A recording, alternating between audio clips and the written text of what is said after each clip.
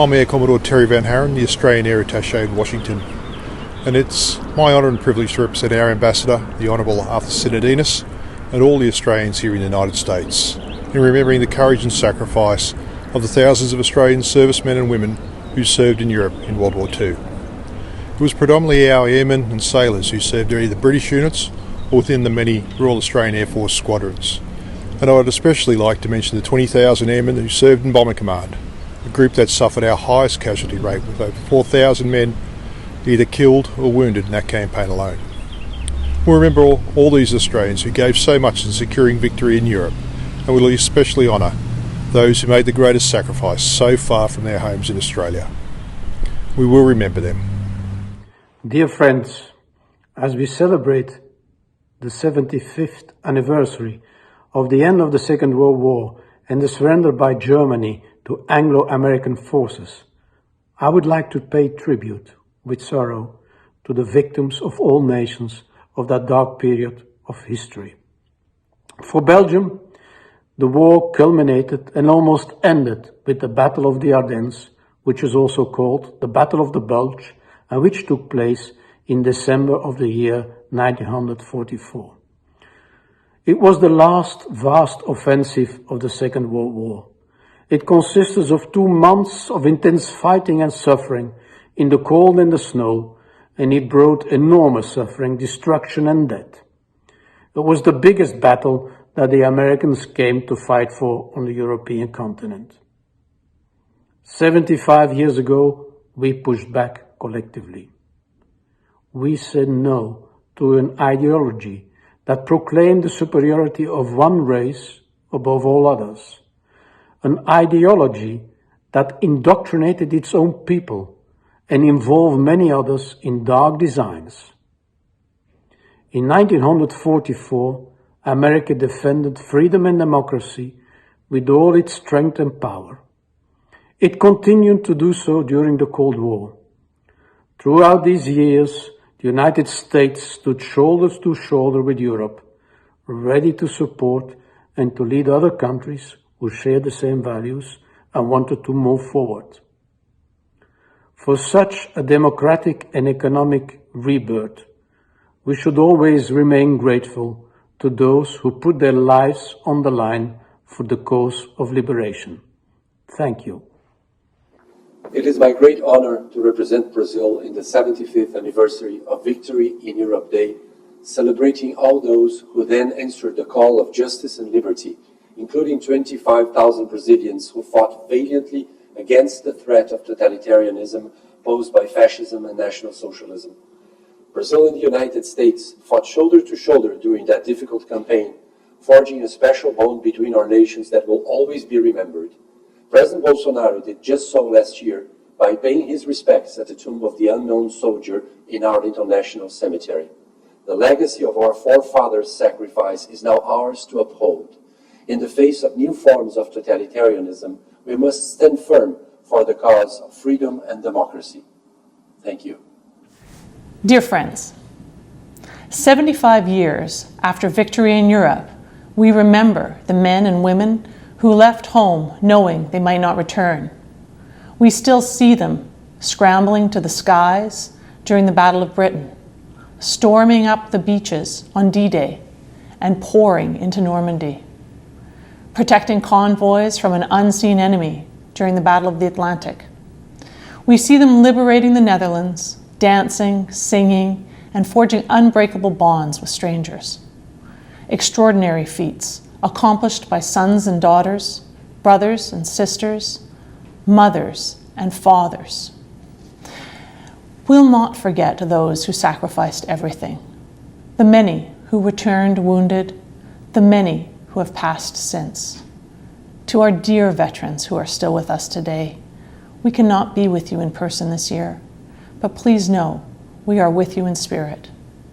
Please know we remember and we carry you with us always. Thank you and take care. On May 8th, the anniversary of VE Day that brought an end to the Second World War, France remembers. We remember the sacrifice of thousands of young Americans who came to our aid and helped us free our land from occupation. A gesture of generosity with few historical equivalents. We recall our martyrs, those who were deported, those who resisted, those who were executed and whose names remain unknown to us. Soldiers of the Free French Forces who gave their lives for their homeland because their sense of honor left them no other choice. We believe that in challenging times, great nations must be capable of this additional spirit that allows them to resist, to survive, and to rebuild. As we stand alongside our American ally in this uncertain world, this is our resolve. Today we commemorate the 75th anniversary of the end of the World War II that took the lives of tens of millions of people. We admire all those countries, all those heroes who sacrificed their lives fighting the plague of Nazism and fascism. Georgia is proud to be a key contributor of this noble cause. 700,000 Georgians out of 3.5 million population have fought in that war, and only 300,000 made it back. Today we stand united to pay tribute to our fallen heroes. We shall not forget the crimes committed by both criminal Nazi and communist regimes alike. Many of our nations have found peace, security and prosperity in the decades after the Second World War, but many others, including Georgia, are still fighting for the freedom and against the occupation of their lands. As we all look for unity and hope today, let us once again remember the past and let us not forget the price we have paid not to make the same mistake again.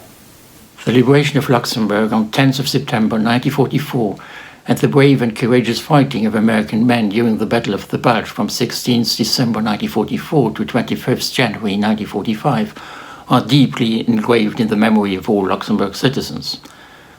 Luxembourg will never forget the sacrifices that the American people and thousands of young American soldiers made to free Luxembourg from the hated Nazi regime. We pay tribute to these brave men at their permanent resting place in the military cemetery of Luxembourg.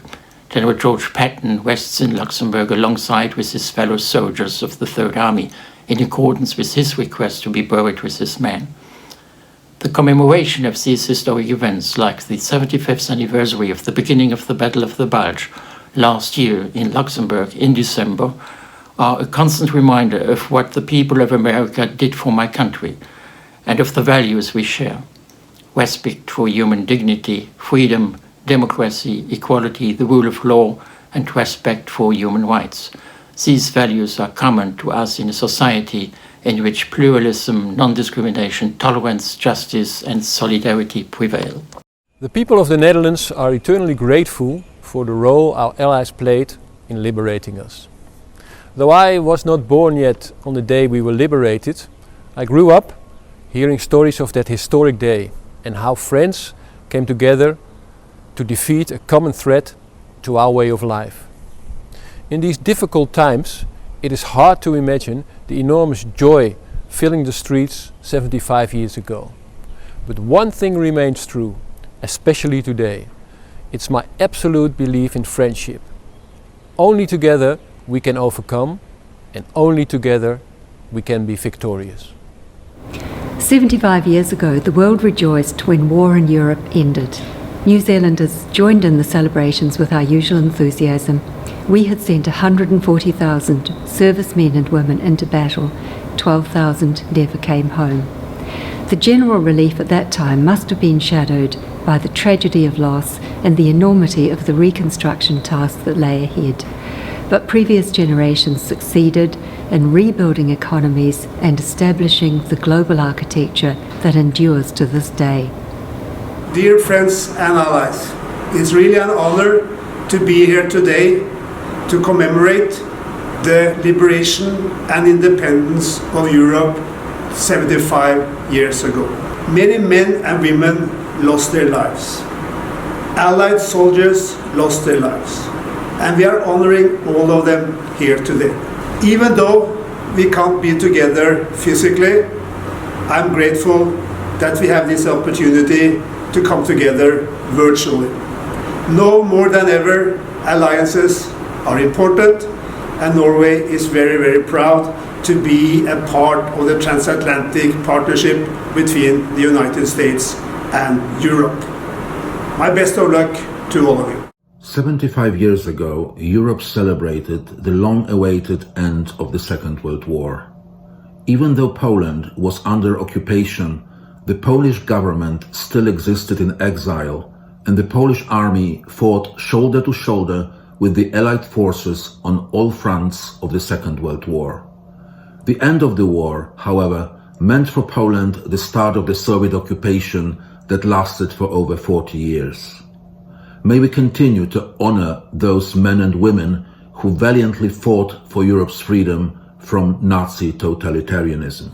Poland was at war since the beginning, the September 1st, 1939. During the next 6 years, we became the fourth strongest Allied forces. We fought in Poland, France, United Kingdom, Italy, and Soviet Union. 6 million Poles paid the ultimate price fighting for freedom. Today, at the 75th anniversary, we remember all who served and won. A few days ago, the last Polish World War II fighter pilot passed away. It reminds us to remember about our heroes. Dear friends, this spring we will celebrate the 75th anniversary of the victory over Nazism. The memory of the fight against Nazi Germany is sacred to Russia. The Great Patriotic War cost the USSR around 27 million lives. Russia preserves memory of the Allied relations with the anti-Hitler coalition countries. The meeting between the Soviet and United States soldiers at the Elba River on April 25, 1945 became a symbol of our brotherhood in arms.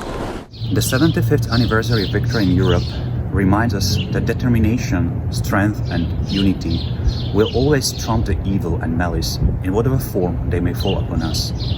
It is precisely the spirit of our forefathers who joined their forces across the continents and fought in the Second World War that we need right now, maybe even more than ever before.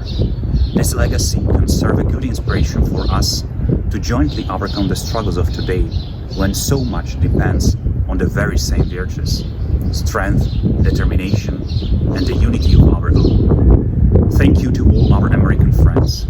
Europe will never forget your help and support. Have a great WWII Day.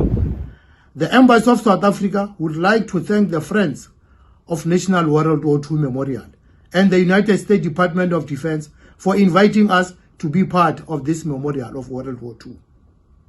As we mark the 75th anniversary of World War II, we join all those who pay tribute to all who served their respective nations during war.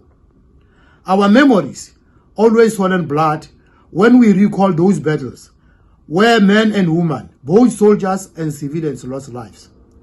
South Africa and many other African countries joined the war, side by side with Allied forces.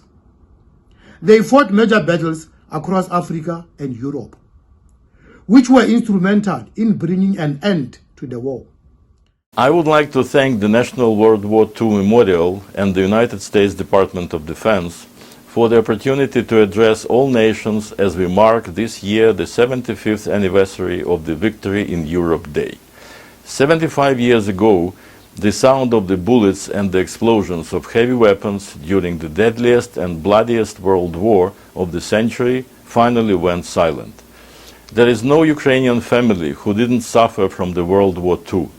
Up to 10 million of Ukrainian heroes lost their lives in all fronts in Europe.